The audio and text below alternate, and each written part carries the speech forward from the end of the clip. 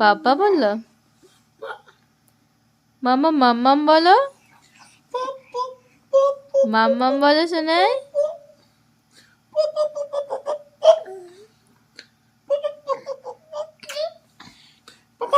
পাপা তোমার জ্বর হয়েছিল, তুমি কেমন করছিলে? পাপাই দেখেছে, দেখেছে পাপা, দেখো মামা, পাপ্পা মাম দেখেছে কেমন করছে।